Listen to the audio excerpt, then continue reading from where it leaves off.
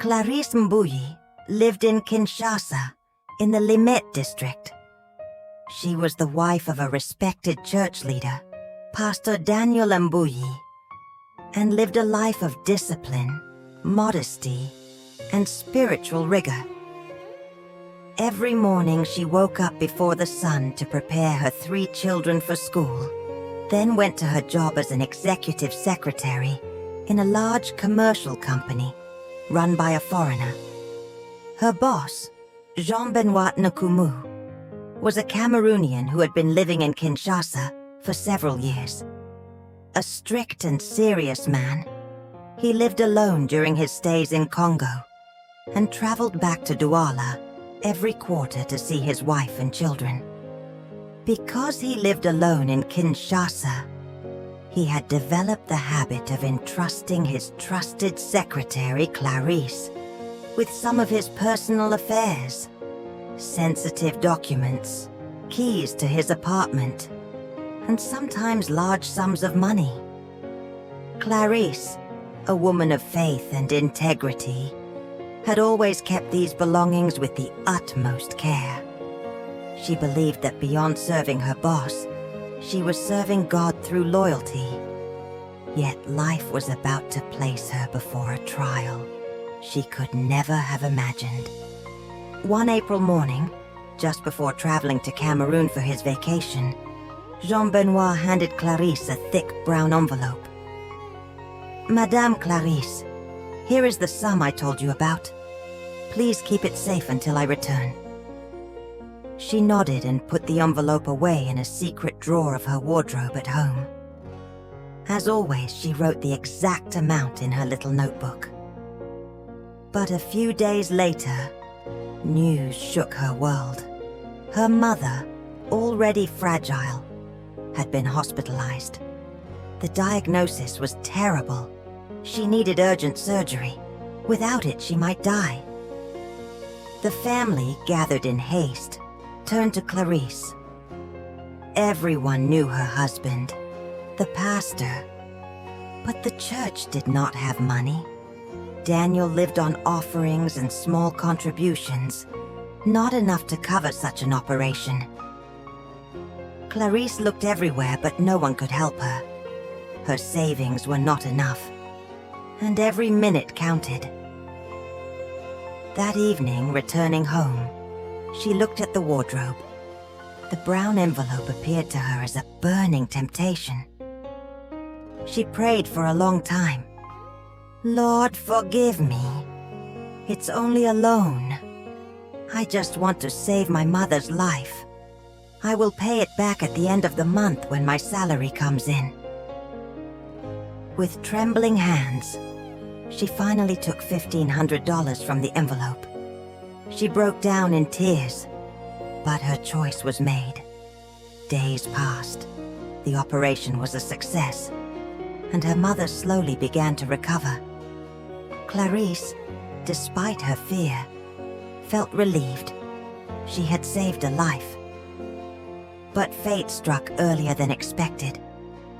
Jean-Benoit suddenly returned from Douala, a week earlier than announced. As soon as he arrived at his office, he called Clarisse. "Madame Clarisse, can you bring me the full amount I entrusted you with? I have a major emergency." Clarisse's heart stopped. He had never asked her for everything at once. She felt her body freeze. Yes, sir. I'll go get it," she stammered. But her hesitation did not escape Jean-Benoit. "Is everything all right, madame? You seem troubled." Clarisse, tears filling her eyes, finally confessed.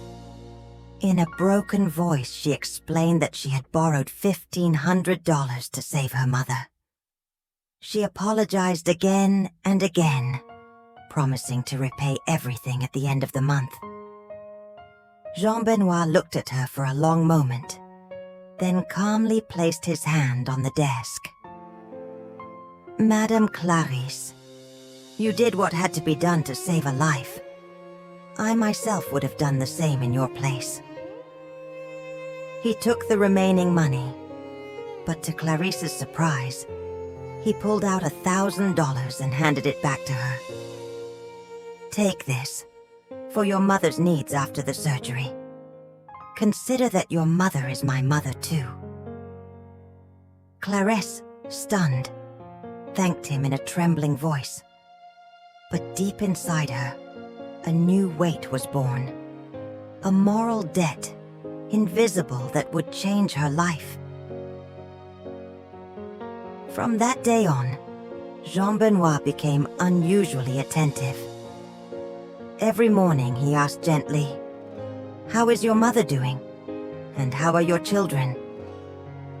Clarisse answered politely, but inside she felt an ever-growing unease.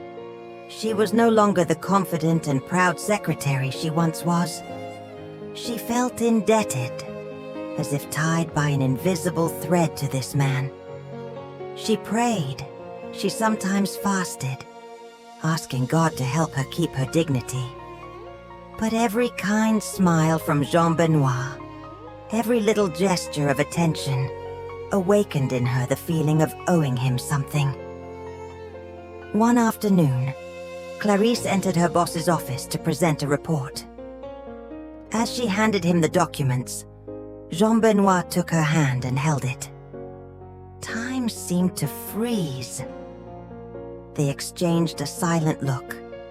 Clarisse lowered her eyes, her heart pounding. The Cameroonian's hand slowly moved up her arm, caressed her neck, then her cheeks. Clarisse wanted to resist, but no words came out. She felt trapped by her moral debt, unable to say no. Jean-Benoit stood up, walked around his desk and embraced her. Without a word, he kissed her. Clarisse, paralyzed by fear, confusion, and guilt, let it happen. What should never have happened, happened. In the heavy silence of the office, they gave in. When it was over, Clarisse dressed, trembling. Tears streamed down her face. She felt as if the sky had collapsed. "Lord, what have I done? I have betrayed my husband. I have sinned." She avoided her boss's gaze and left the office in silence. That night she could not sleep. Beside her husband, who snored peacefully, she cried silently. She felt defiled, unworthy of being called a pastor's wife. Each following day was torment. The church hymns sounded like accusations. Her husband's prayers reminded her of her fault. Clarisse now lived with a crushing burden. Should she confess her act to her husband, at the risk of destroying her home and ruining his ministry? Or should she keep the secret forever, pray silently to God, and continue life as if nothing had happened? She thought of resigning from her job, but the fear of losing her income and plunging her family into hardship stopped her. Each option seemed painful, each path filled with suffering. My sisters, my daughters, and even my brothers listening to this story, let us learn an important lesson. There are women who cheat on their husbands voluntarily. They make the decision to stray, sometimes out of desire, sometimes to satisfy material or emotional needs. But there are also others like Clarisse, who fall without wanting to, into the subtle trap of the evil one. They find themselves trapped in what we call a moral debt. This debt is not made of money, but of forced gratitude. Gratitude that becomes a chain, a trap, an invisible prison. Because in this world, few men give without expecting something in return. Many, behind their apparent generosity, hide an intention. And when a woman accepts too many favors, she finds herself bound, vulnerable, and sometimes forced to give in to what she never wanted to do. That is why, my sisters, it is vital to be cautious.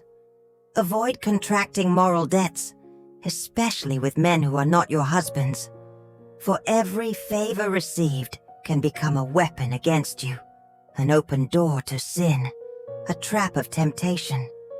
And you, young women, remember this.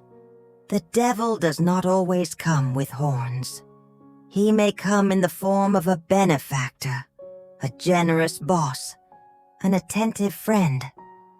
But behind the smile, there may sometimes be a price to pay. In a future video, we will share with you practical tips to avoid falling into these moral debts that destroy lives, marriages, and even ministries.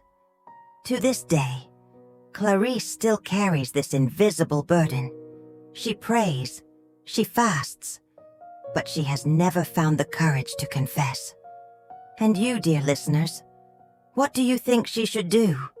Confess her secret to her husband and seek the truth, even if it destroys her home? Resign and cut all ties with her boss to start a purer life? Or remain silent, ask God for forgiveness, and hope he erases her sin without her husband ever knowing? Dear friends, you have just heard this moving story. Clarisse is now a prisoner of a moral debt. But you? What would you do in her place? Leave your opinions in the comments. Subscribe to the channel African Roots, stories and wisdom, so you don't miss our next stories. Turn on the bell to get notified of our new videos, because soon we will share practical advice on how to avoid falling into the trap of moral debts. And above all, share this video with those around you, because it may help a sister, a mother, or a friend open her eyes. See you very soon for another story, full of African wisdom.